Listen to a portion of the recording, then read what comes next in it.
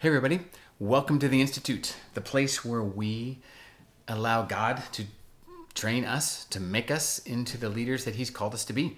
And so today I have two key questions that every leader needs to ask a lot. The first one is this: what problem are we trying to solve?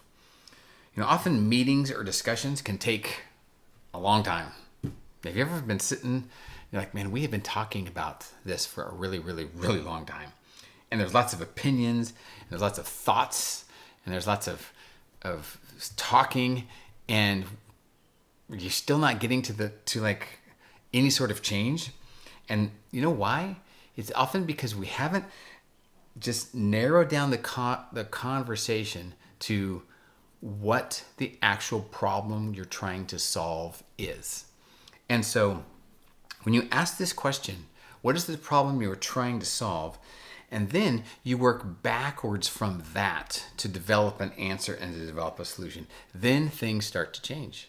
So if the problem is we talk about a problem, but then we go off on all these ding, ding, all these tangents, like thoughts, all these opinions. And as a leader, we have to be able to stop and go, okay, wait. What is the problem we're trying to solve here? What is the key thing? Now, other problems have been brought up, and that's fine. But put those on the side. Put those over here and say, no, let's go back to the problem that we started with this discussion.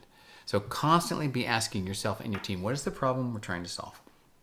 And another key question that you should be asking is, what do you think we should do?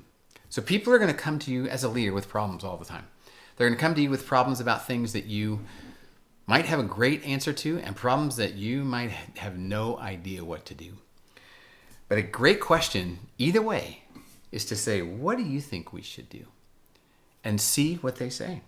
Rather than you jump straight to the solution and go, well, this is what we need to do, which is something I can tend to do. Just to take a deep breath and say, what do you think? And then listen.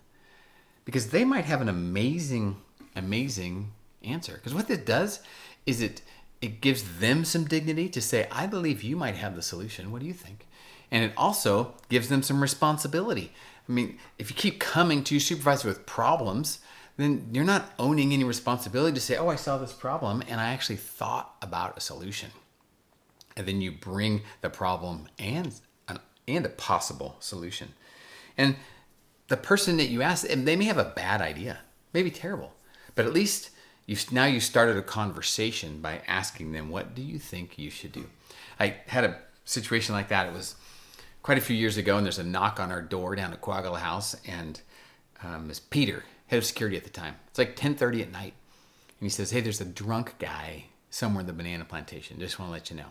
And when we find him, I'll come get you. I'm like, okay.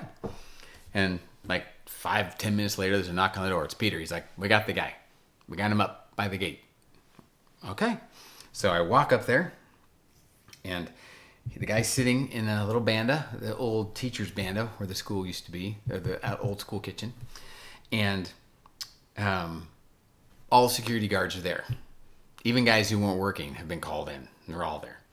And so Peter says, here's the guy. What should we do? Now, to be honest, I had no idea. I had no idea what we're supposed to do. So I just kind of looked around the room. We're in a little banda, and I said, what do you guys think we should do? All of a sudden, some solutions started to come. And as we're talking, the solution that came, that was the best one that I thought, was we take the guy to the police station, we drop him off, we leave him there for the night, we go back with his family the next day and pick him up and bring him back to his family. And that seemed like a good choice, and that's what we did. So driver came, off we went to the police station, handled it next day, And actually, it worked out really, really well. And you know what? I didn't know. I didn't have an answer. And truth is, those guys could have solved that without me. They didn't need me, but they didn't realize they had the answer. And so once we came with the answer, I said, that one is a great one. I said, I don't know what to do, but we're going to go with that one. And it changed everything for them because they realized, wait, I actually have a solution. I just needed to think about it. And it helped me as a leader to learn, here's another option that I didn't even know existed. So 2 key questions. What problem are you trying to solve? Don't be afraid to ask that in the middle of meetings. And then when someone comes to you with a problem, what do you think we should do?